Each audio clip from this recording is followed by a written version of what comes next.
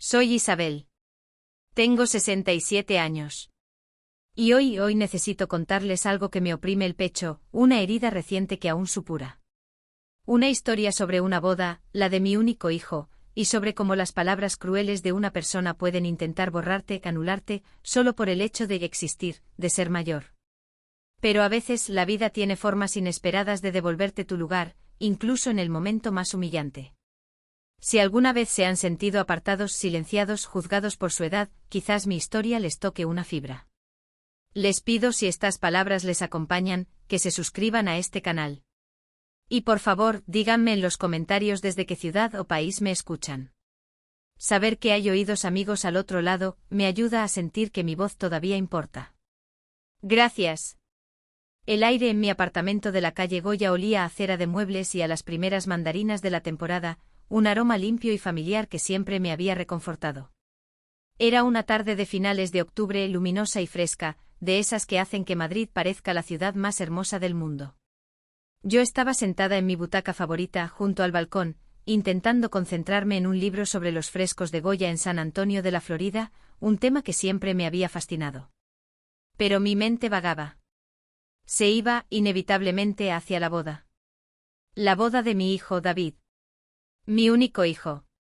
El centro de mi universo desde que su padre, mi querido Fernando, nos dejó hace ya 15 años. David se casaba en 3 semanas. El 15 de noviembre. Una fecha elegida con esmero, decían, para aprovechar la luz dorada del otoño madrileño. Se casaba con Patricia. Patricia de la Vega. Su novia desde hacía 2 años. Una mujer difícil de describir sin caer en el tópico. 30 y pocos años. Ambiciosa. Impecablemente vestida siempre con esa elegancia fría y minimalista que parece sacada de una revista de moda. Trabaja en comunicación, en una de esas agencias modernas con nombres en inglés y oficinas diáfanas en el barrio de Salamanca. Es eficiente. Controladora. Y, desde el primer día que la conocí, sentí, con esa intuición infalible que a veces nos regala la edad, que yo no le gustaba. No encajaba en su mundo.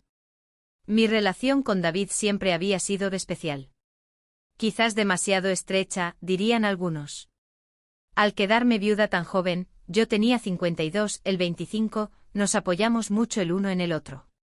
Él se convirtió en mi confidente, en mi compañero de viajes, en el hombre de la casa. Y yo quizás proyecté en él demasiadas expectativas, demasiado amor necesitado. Nuestra conexión era profunda, a veces simbiótica. Hasta que llegó Patricia. Patricia no solo se convirtió en la novia de David. Se convirtió en su nueva brújula. Poco a poco, con una habilidad sutil pero implacable, empezó a alejarlo. De mí. De sus viejos amigos. De sus antiguas costumbres. Lo modernizó, como decía ella. Cambió su forma de vestir, sus gustos musicales, incluso su forma de hablar. Y David, que siempre tuvo una personalidad un poco permeable, deseoso de agradar, se dejó moldear. Feliz, o al menos eso parecía, de entrar en ese nuevo mundo sofisticado y exitoso que Patricia representaba. Yo intenté adaptarme. Por él. Por no perderlo. Sonreía a Patricia.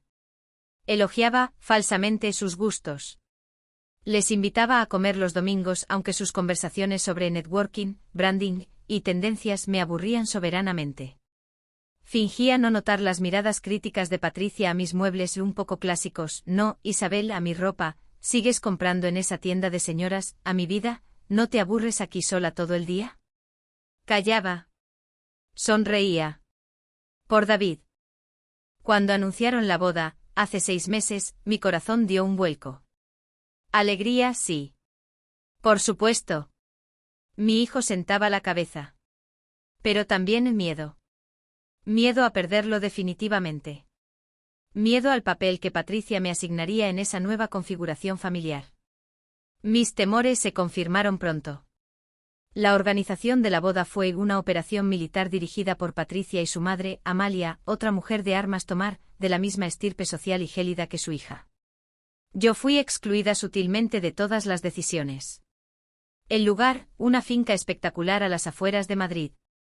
La lista de invitados enorme y llena de nombres que yo no conocía, socios, clientes, gente importante. El menú, cocina de fusión molecular, por supuesto. El vestido de la novia, un diseño carísimo y vanguardista. Mi opinión no contaba.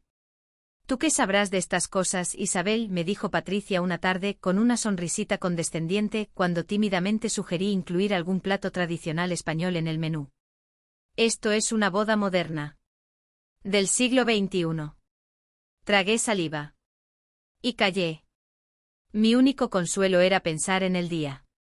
En ver a David en el altar. En acompañarlo como madre y madrina que era por derecho propio, su padre había fallecido. Tenía mi vestido preparado. Un vestido de seda natural, color azul pavor real, elegante, discreto, hecho a medida por mi modista de toda la vida. Lo tenía colgado en el armario, esperando. Y entonces llegó la llamada. Fue hace una semana. Viernes por la tarde. El mismo día que irónicamente había ido a recoger mi vestido a la modista. Mamá, dijo la voz de David al otro lado. Sonaba de extraña. Como si le costara hablar. Hola, cariño. ¿Qué tal todo? ¿Mucho lío con los preparativos? Sí. Mucho. Oye, mamá, ¿estás ocupada? ¿Podría pasar a verte un momento? Necesito hablar contigo. Claro, hijo. Ven cuando quieras. ¿Está todo bien? Sí. Todo bien. Solo necesito hablar. Llego en media hora. Y colgó. Esa media hora fue una tortura. Mi instinto me decía que algo malo pasaba. ¿Habían discutido? ¿Problemas con la organización? ¿Dudas de última hora? Sonó el timbre. Fui a abrir. Era David. Solo. Pálido. Con ojeras. Llevaba el traje de trabajo arrugado, la corbata floja. Entró sin saludarme. Fue directamente al salón. Se sirvió un whisky solo de la licorera. Se lo bebió de un trago. Se sirvió otro. David, por el amor de Dios. ¿Qué pasa?, pregunté acercándome a él asustada. ¿Ha ocurrido algo? Él no me miró. Miraba el vaso de whisky como si contuviera la respuesta a todos sus males. Mamá, dijo su voz ronca. Tenemos que cancelar algo. ¿Cancelar qué? ¿La boda?, pregunté, mi corazón encogiéndose. No, dijo él. Peor. Levantó la vista. Sus ojos, normalmente cálidos y expresivos, estaban apagados, llenos de una mezcla de vergüenza y resignación.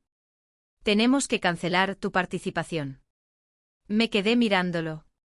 Sin entender. ¿Mi participación? ¿En qué? En la boda, mamá, dijo y desvió la mirada. Como madrina. Sentí como si me hubieran golpeado en el estómago. El aire me faltó. Tuve que apoyarme en el respaldo de un sillón. ¿Qué estás diciendo, David? ¿Cómo que cancelar mi participación? Soy tu madre. La madrina. Lo sé, mamá. Lo sé. Y yo quería que fueras tú. Te lo juro. Su voz se quebró. Pero... Patricia y su madre.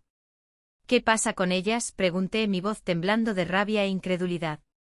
Ellas piensan que no es apropiado, balbuceó.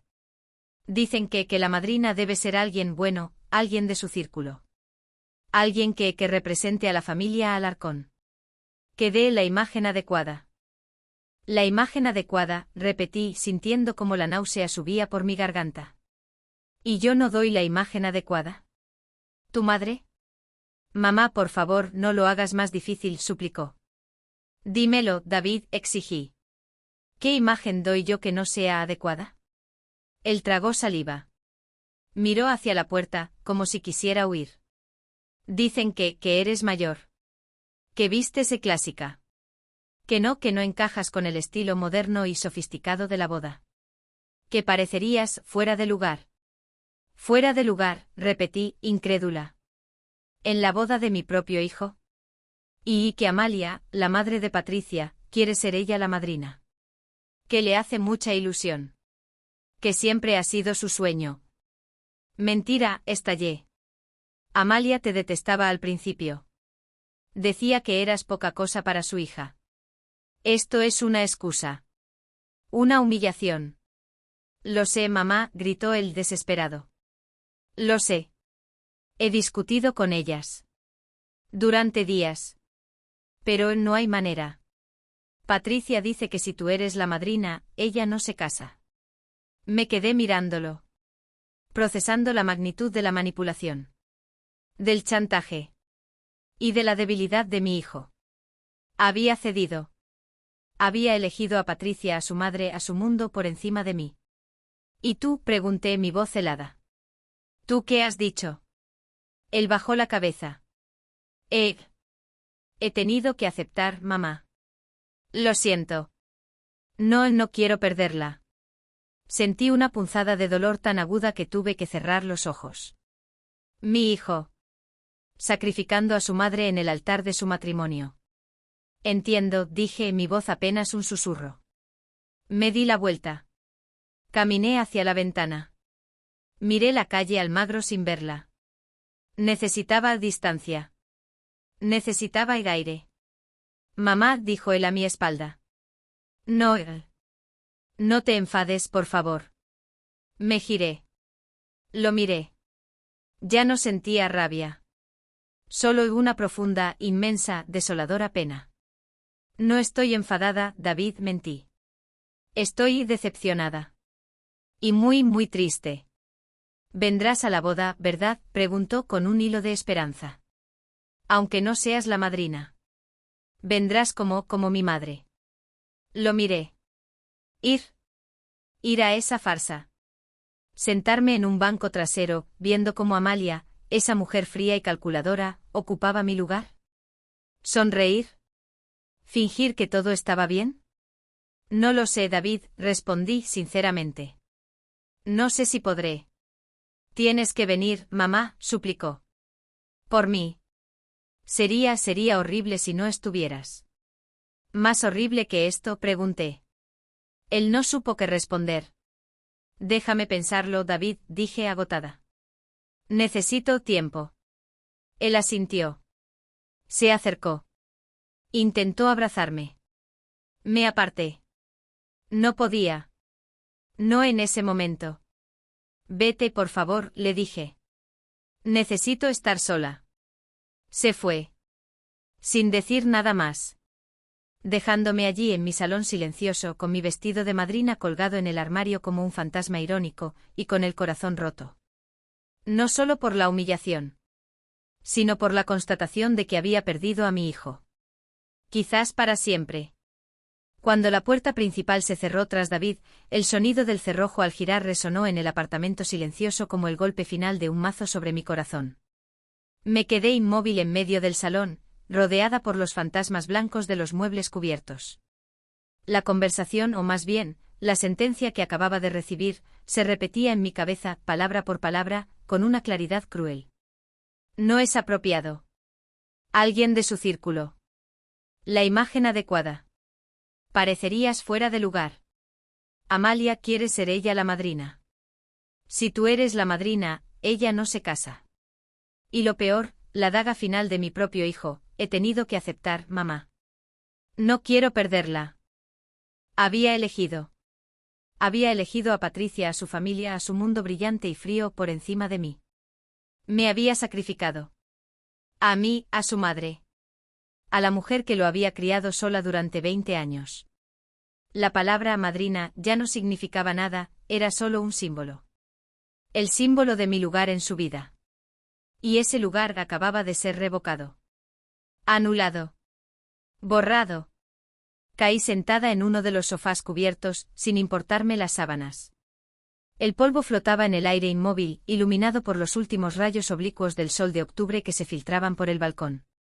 Sentí un frío intenso, un frío que nacía en el centro de mi pecho y se extendía por mis miembros, dejándome paralizada. No lloré. Las lágrimas parecían haberse congelado en algún lugar profundo de mi ser. Solo sentía un vacío inmenso. Una desolación absoluta. Era como si de repente me hubieran arrancado una parte vital de mi identidad. Ya no era solo Isabel, la profesora jubilada, la viuda de Fernando.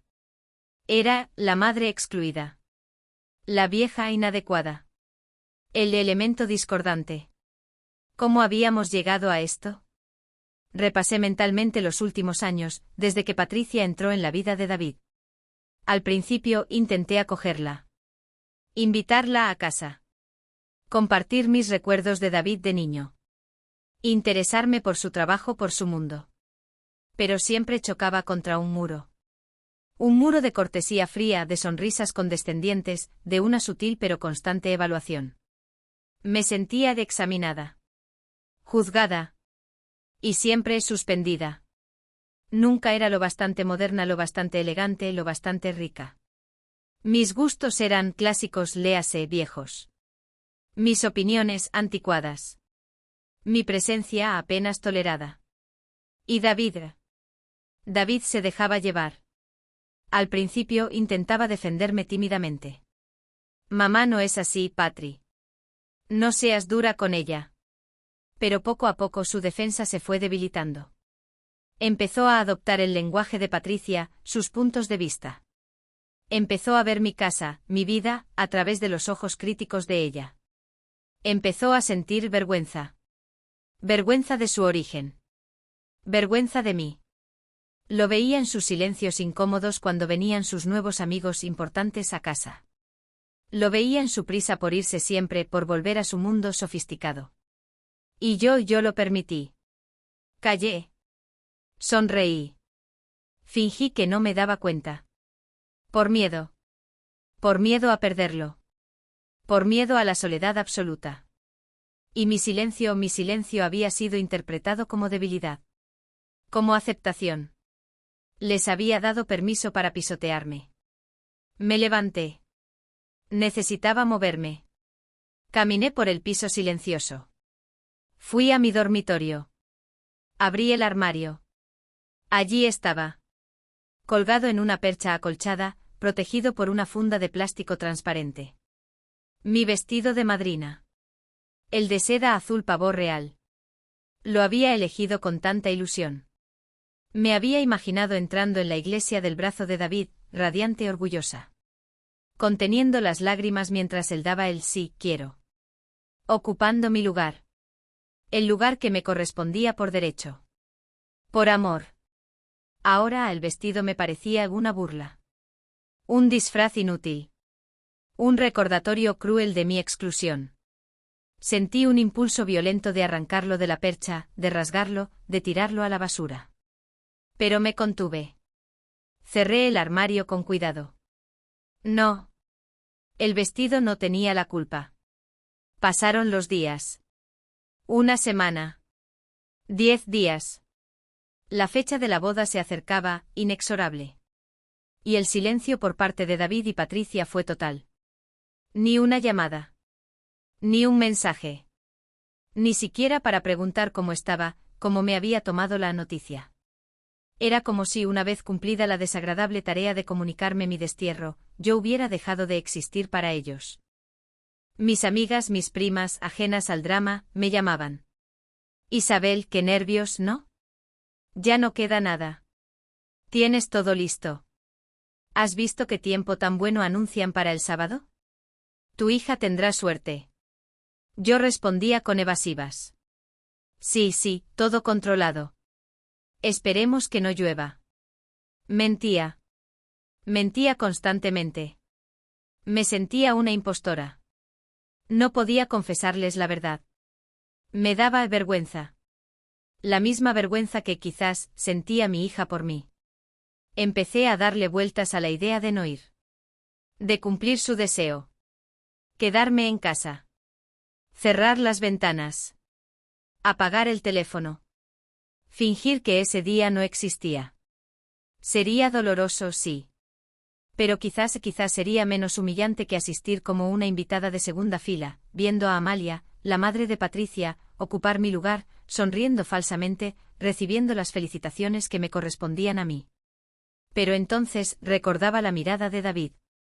Esa mezcla de vergüenza y resignación. Él no quería esto. Lo sabía. Estaba atrapado. Sacrificándome por miedo a perder a Patricia. ¿Y si yo no iba? ¿No estaría abandonándolo también? ¿Dejándolo solo en manos de esas dos mujeres manipuladoras? No era mi deber como madre estar allí, aunque fuera en silencio, aunque fuera en la sombra, para que él supiera que no estaba solo. El dilema me consumía. Ir. No ir. El orgullo herido contra el amor maternal. La dignidad personal contra la lealtad filial. No encontraba la respuesta. Una tarde a pocos días de la boda, estaba ordenando papeles viejos en el despacho de Fernando, mi difunto marido. Cajas llenas de facturas antiguas, de cartas, de recuerdos. Necesitaba despejar la mente, ocuparme en algo tangible. Y entonces encontré una carpeta.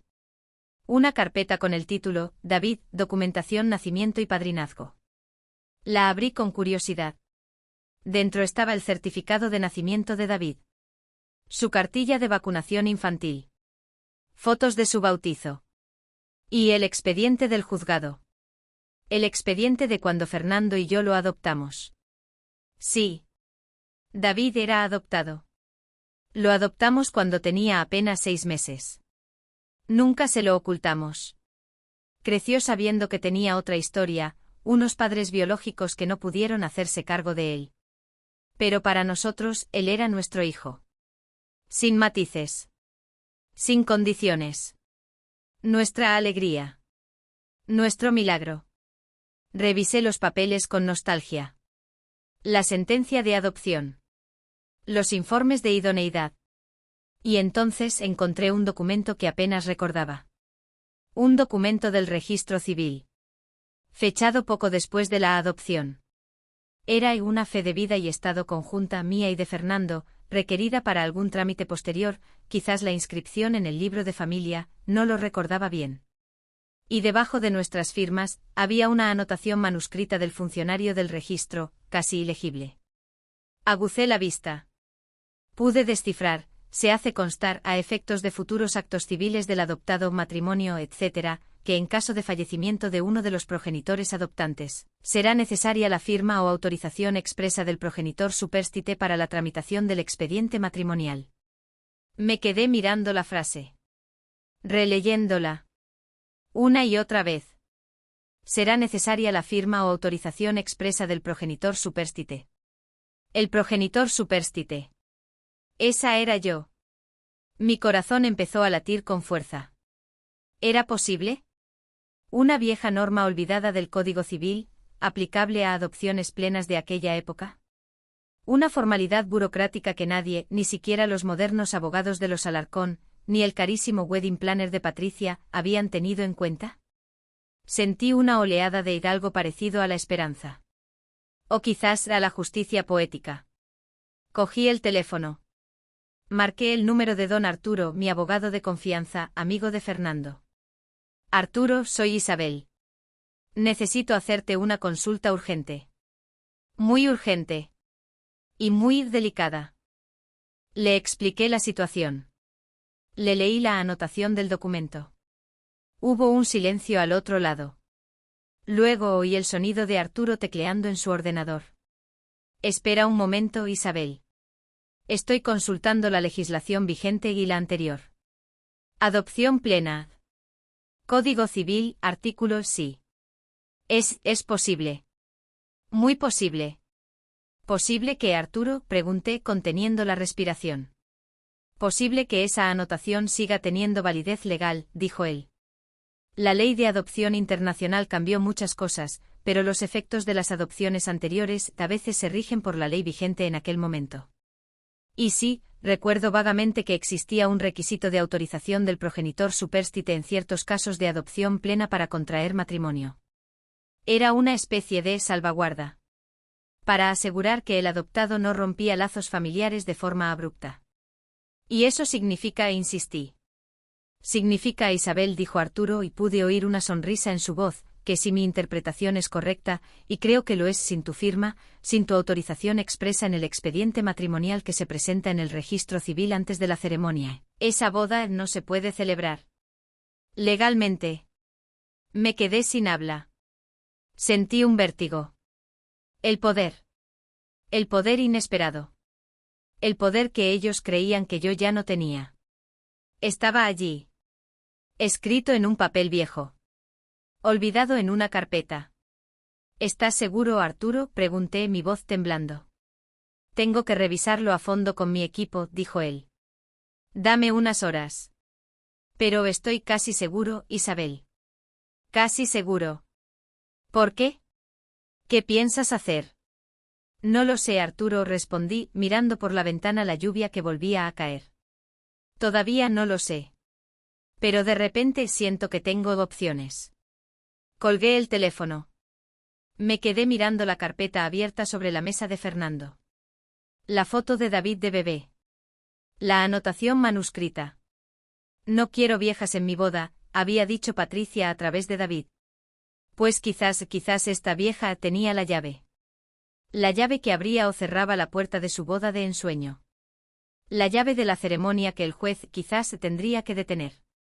Una sonrisa. Una sonrisa amarga, sí. Pero una sonrisa al fin, y al cabo. Empezó a dibujarse en mis labios. Las horas que siguieron a mi conversación con Arturo, mi abogado, se disolvieron en una mezcla extraña de agitación interna y una calma exterior casi antinatural. La revelación, la posibilidad real, legal, de que mi firma fuera indispensable para la boda de mi propio hijo, era como un electroshock.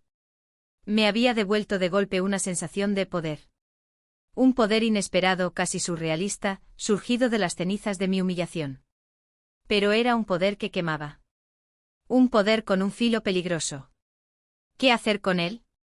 La pregunta me taladraba la mente mientras intentaba reanudar mi rutina, mientras regaba mis geranios mustios en el balcón o intentaba leer las noticias en la tablet.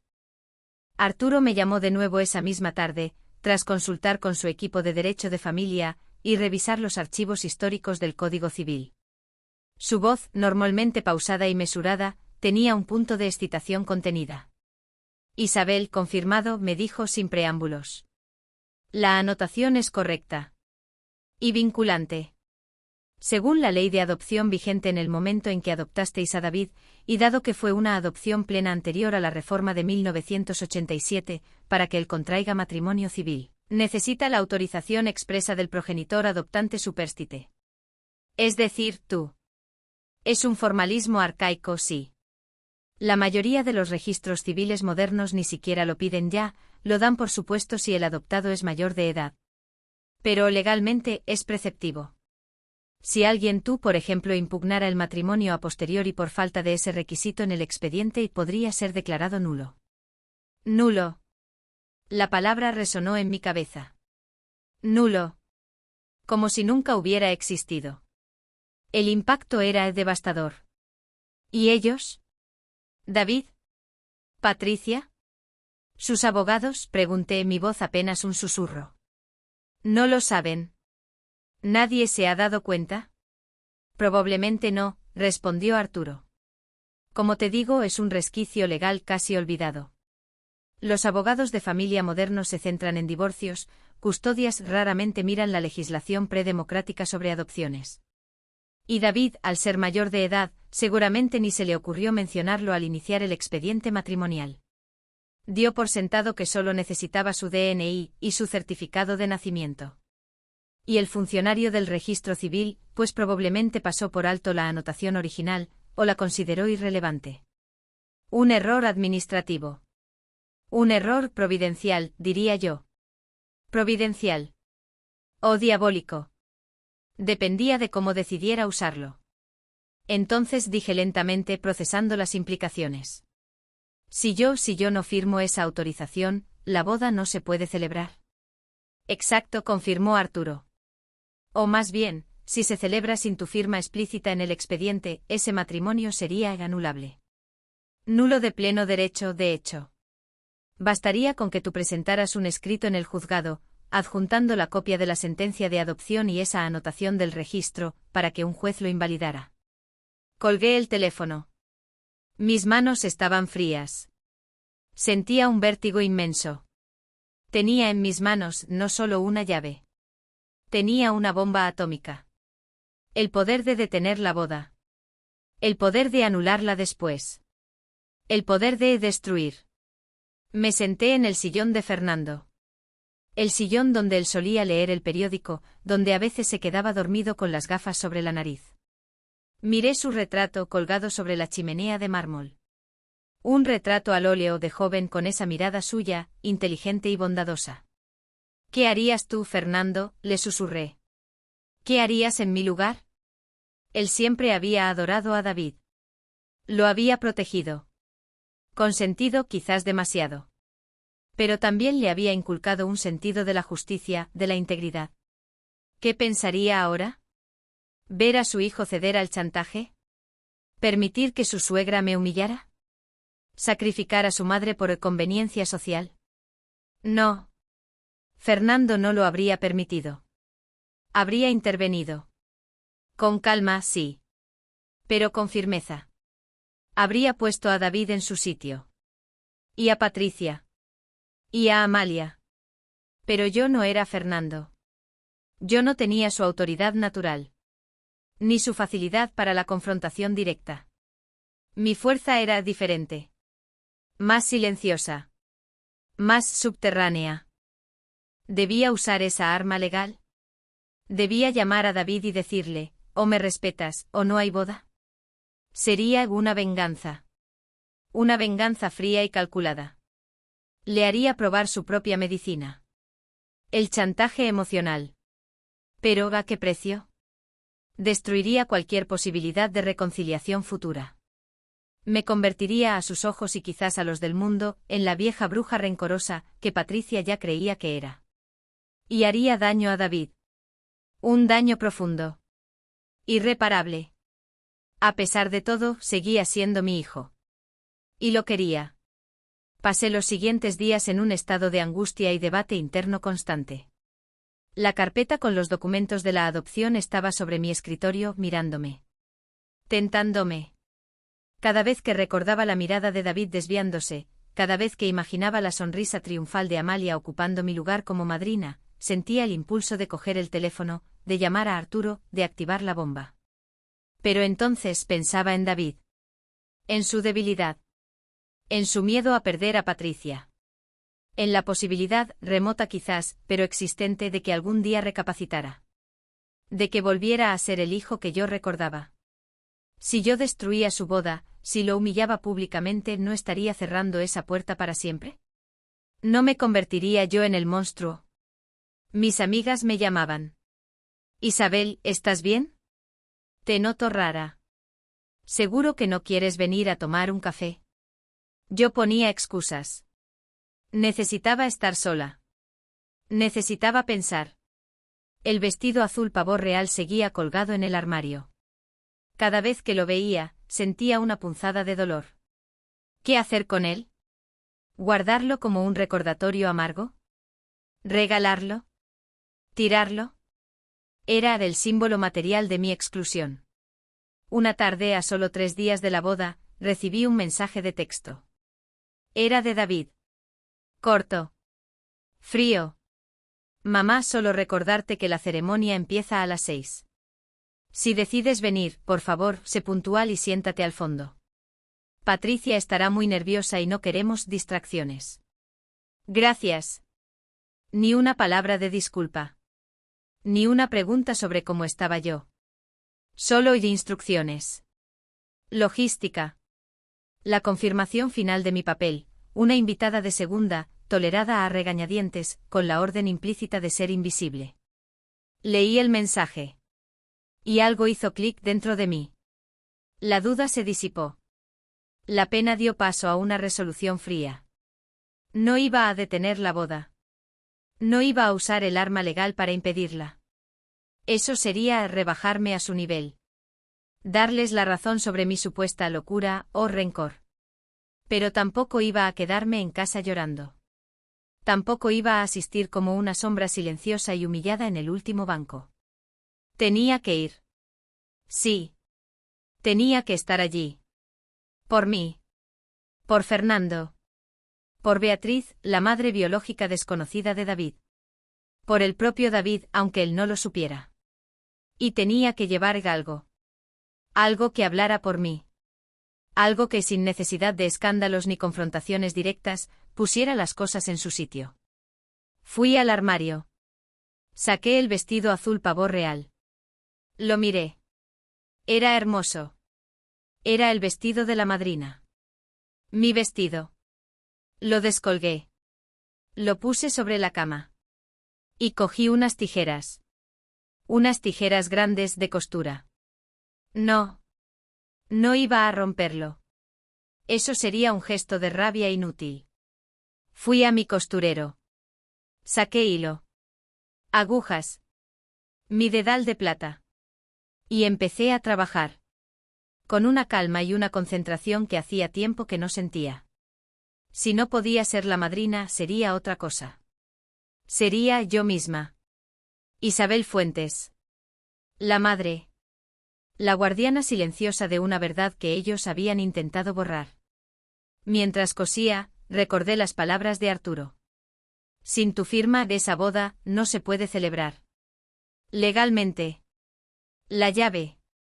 Yo tenía la llave. Y decidí cómo y cuándo usarla. No para detener.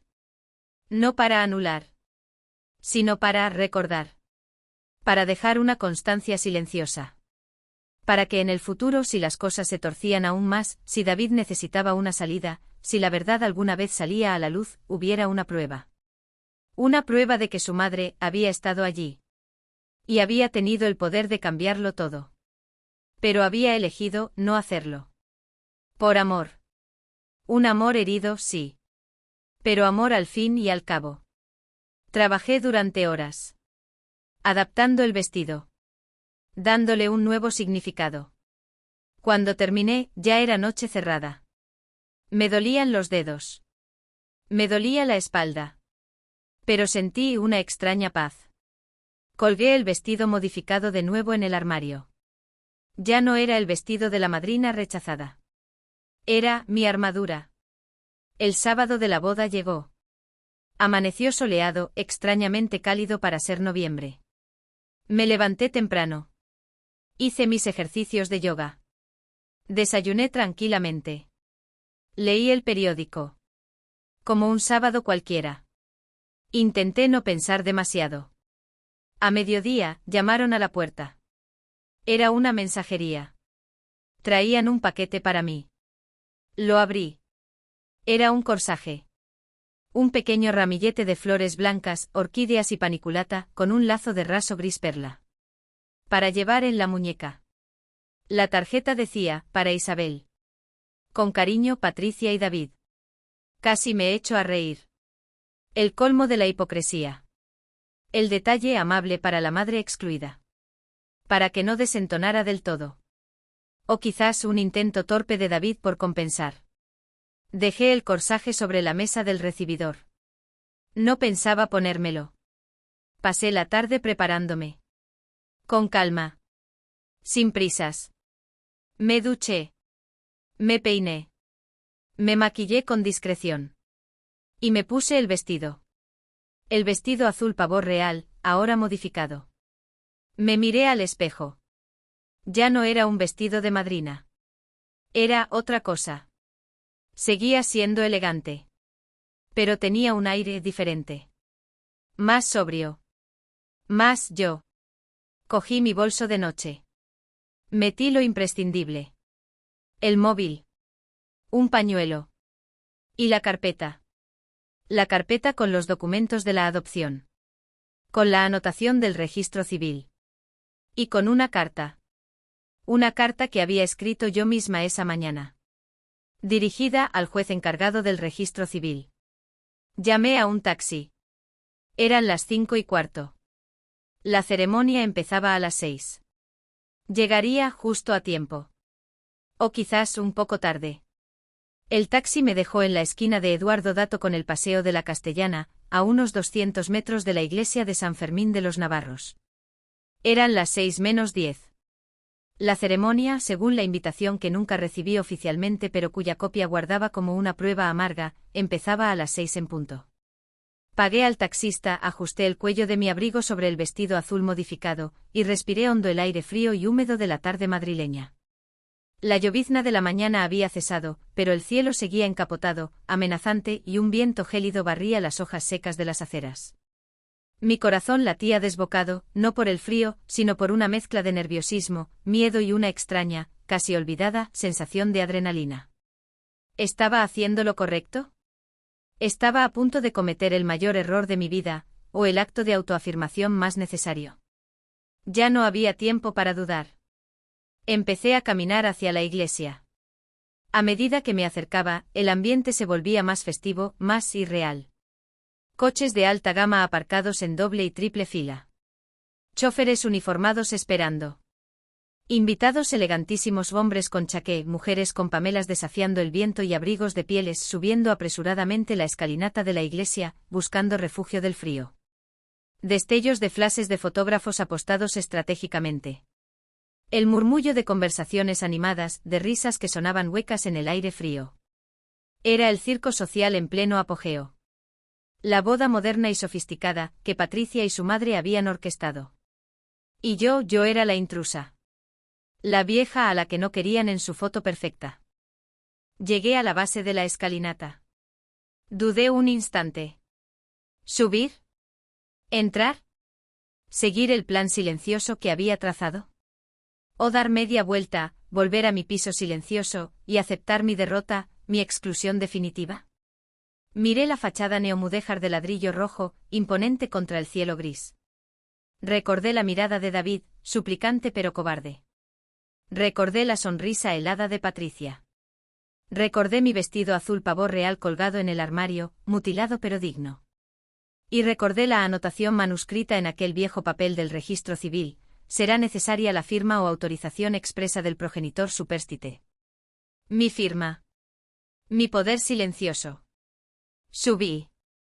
Subí las escaleras despacio con la cabeza alta, sintiendo las miradas curiosas de algunos invitados rezagados. Nadie me detuvo. Quizás pensaron que era una tía lejana, una pariente pobre tolerada. Llegué al atrio.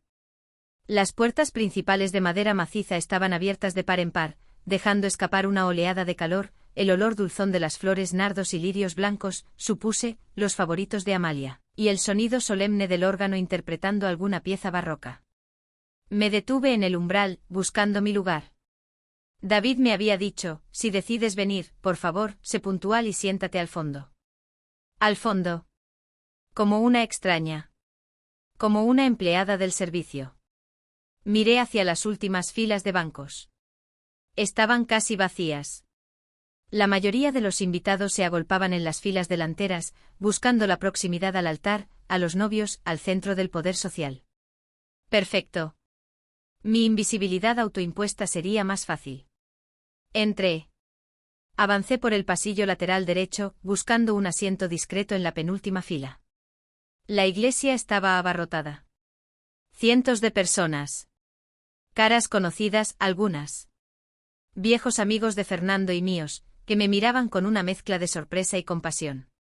Socios de David y Patricia, supuse, con sus esposas impecables. Y por supuesto el clan Alarcón de la Vega en pleno, ocupando las primeras filas, irradiando esa aura de poder y autocomplacencia que tanto me irritaba. Encontré un sitio libre al final de un banco, junto a una columna de mármol. Me senté. Dejé mi bolso y la discreta carpeta de documentos sobre mi regazo. Desde allí, tenía una vista lateral del altar, pero suficiente. Podía ver el pasillo central, alfombrado de rojo.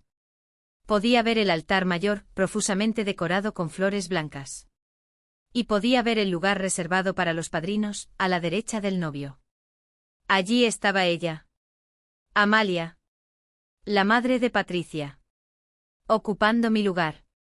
Estaba espectacular, tenía que admitirlo. Un vestido largo color champán, de una seda que parecía líquida. Un tocado elaborado con plumas y pedrería. Joyas deslumbrantes. Su rostro, estirado por innumerables cirugías, mostraba una sonrisa tensa, triunfal. Era la viva imagen de la madrina perfecta. La madrina adecuada. Sentí una punzada de dolor, pero la aparté. No era momento para la autocompasión. Era momento para la calma. Para la estrategia. El órgano seguía sonando. La gente hablaba en susurros. Miré hacia el altar. David ya estaba allí. De pie, junto al sacerdote. Llevaba chaqué como dictaba el protocolo Alarcón. Estaba pálido. Muy pálido. Se frotaba las manos nerviosamente. Miraba hacia la puerta. Esperando a Patricia. No me vio. O fingió no verme. Mejor así. Entonces la música cambió. El órgano atacó los primeros acordes solemnes de la marcha nupcial de Mendelssohn. Todas las cabezas se giraron hacia la puerta. Se hizo un silencio expectante. Y apareció ella. Patricia. Del brazo de su padre, un hombre de aspecto severo y bigote canoso. El vestido era impactante. Blanco puro sí, pero de un diseño vanguardista, casi arquitectónico. Con volúmenes extraños, asimetrías. Un velo corto geométrico. No era el vestido de una novia romántica. Era el vestido de una mujer que quería marcar tendencia. Hacer una declaración. Ser diferente. A mí personalmente me pareció frío. Pretencioso. Pero los murmullos de admiración a mi alrededor indicaban que había logrado su objetivo. Caminaba despacio por el pasillo alfombrado. Con la cabeza alta. Una sonrisa perfecta en sus labios rojos. Sus ojos azules fijos en David en el altar. No miró a los lados. No buscó a nadie entre los invitados. Su mundo en ese momento se reducía a ella misma y a su triunfo inminente. Llegó al altar. Su padre la entregó a David. Se dieron un beso rápido en la mejilla. Se situaron frente al sacerdote. La música cesó. Y la ceremonia comenzó. La voz del sacerdote, amplificada por los altavoces, llenó la iglesia. Palabras familiares. Sobre el amor, el compromiso, la unión sagrada. Yo escuchaba a medias. Mi atención estaba fija en los novios. En sus manos entrelazadas. En la tensión visible en los hombros de David. En la sonrisa imperturbable de Patricia. Y mi mano derecha aferraba la carpeta de documentos sobre mi regazo. Dentro, la sentencia de adopción. La anotación del registro civil. Y la carta. La carta que había escrito esa mañana, dirigida al señor juez encargado del registro civil, que según el protocolo, estaría presente o representado en la ceremonia para inscribir el matrimonio. Una carta breve, concisa, redactada con la ayuda de Arturo por teléfono. Muy señor mío, decía. Como madre adoptante supérstite de don David Fuentes Garmendia, y en virtud de la legislación aplicable en el momento de su adopción plena, adjunto copia de la sentencia y anotación registral, le comunico formalmente que no otorgo mi autorización expresa para la celebración del matrimonio civil de mi hijo con doña Patricia de la Vega Alarcón, por considerar que dicho enlace se produce bajo circunstancias de presión y menoscabo a mi dignidad familiar que me impiden dar mi consentimiento. Informado y libre. Ruego tome constancia de esta comunicación a los efectos legales oportunos antes de proceder a la inscripción de dicho matrimonio. Atentamente Isabel Fuentes Herrera. Era una bomba. Una bomba silenciosa. No impedía la ceremonia religiosa en sí. Pero sí impedía, o al menos cuestionaba gravemente, la validez legal del matrimonio civil que, según entendía, se formalizaba simultáneamente o se inscribía inmediatamente después. Sin mi firma en el expediente previo o ante esta negativa expresa del juez no podría, o no debería, inscribir el matrimonio. ¿Me atrevería a entregarla? ¿En qué momento? ¿Cómo hacerlo sin provocar un escándalo mayúsculo? La ceremonia avanzaba. Los votos. Sí quiero, dijo David, su voz sonando un poco ahogada. Sí quiero, dijo Patricia, su voz clara y firme. El intercambio de anillos. El sacerdote pronunciando las palabras, lo que Dios ha unido, que no lo separe el hombre. Y entonces llegó el momento. El sacerdote indicó a los novios y a los padrinos, Amalia y el padre de Patricia, que se acercaran a una pequeña mesa auxiliar situada a un lado del altar. Sobre ella había un libro de actas abierto y unos documentos. El juez de paz, o su representante, un hombre con traje y gesto serio, estaba allí, esperando. Iban a firmar el acta matrimonial civil. Era ahora o nunca. Respiré hondo. Me levanté. Nadie pareció notarlo en la penumbra del fondo de la iglesia. Empecé a caminar. Despacio. Por el pasillo lateral. Hacia el altar. Mi corazón latía tan fuerte que lo oía en mis oídos. Sentí algunas miradas curiosas clavándose en mí. ¿Quién era esa señora mayor que avanzaba hacia el altar en plena firma? Llegué a la altura de la primera fila. Vi la cara de Amalia girarse hacia mí. Su expresión pasó de la sonrisa complaciente a la furia incrédula. Isabel. ¿Qué hace usted aquí?, siseó en voz baja. Vi a Patricia girarse también. Su sonrisa se congeló. Mamá, dijo David, pálido como la cera. No me detuve. Seguí caminando. Con calma. Con dignidad. Llegué hasta la mesa auxiliar. El juez levantó la vista, extrañado. Disculpe, señoría, dije, mi voz sonando sorprendentemente firme. Soy Isabel Fuentes. La madre del novio. El juez asintió confundido. Sí, señora. ¿Ocurre algo? Sí, respondí. Ocurre que, según la ley, este matrimonio necesita mi autorización expresa para ser válido. Y no la tiene. Le tendí la carpeta. Aquí tiene la documentación que lo acredita. Y mi negativa formal por escrito. El juez cogió la carpeta. La abrió. Empezó a leer. Vi cómo su ceño se fruncía. Leyó la sentencia de adopción. Leyó la anotación. Leyó mi carta. Levantó la vista. Me miró a mí. Luego miró a David. Luego a Patricia y Amalia, cuyas caras eran un poema de horror y furia. Un momento, por favor, dijo el juez, su voz grave resonando en el silencio que se había apoderado de la iglesia. Se giró hacia el sacerdote. Padre, lamento interrumpir, pero ha surgido un impedimento legal. Grave. Un impedimento, repitió el sacerdote desconcertado. Sí, afirmó el juez. Cogió mi carta. Según este documento y la legislación aplicable a la adopción del contrayente, falta un requisito esencial para la validez civil de este matrimonio, la autorización expresa de la madre adoptante supérstite. Y no solo falta, sino que la madre manifiesta aquí su negativa a otorgarla. Un jadeo colectivo recorrió la iglesia. Eso es mentira, gritó Amalia. Es una vieja loca y rencorosa. Está intentando arruinar la boda de mi hija. Mamá, gritó David, desesperado. ¿Qué has hecho? Patricia me miraba con un odio asesino. Bruja, siseó. Yo permanecí en silencio. Mirando al juez. Esperando. El juez levantó la mano, pidiendo calma. Señora, dijo dirigiéndose a Amalia. Esto no es una cuestión de opinión, sino de legalidad. La documentación aportada parece correcta. Y la ley es clara. Sin la autorización preceptiva de la madre, yo no puedo inscribir este matrimonio en el registro civil. Lo siento. Se giró hacia los novios. La ceremonia religiosa puede continuar, si así lo desean. Pero a efectos civiles este matrimonio, ahora mismo, no puede celebrarse. Y entonces detuvo la ceremonia. El caos estalló. Murmullos. Gritos ahogados.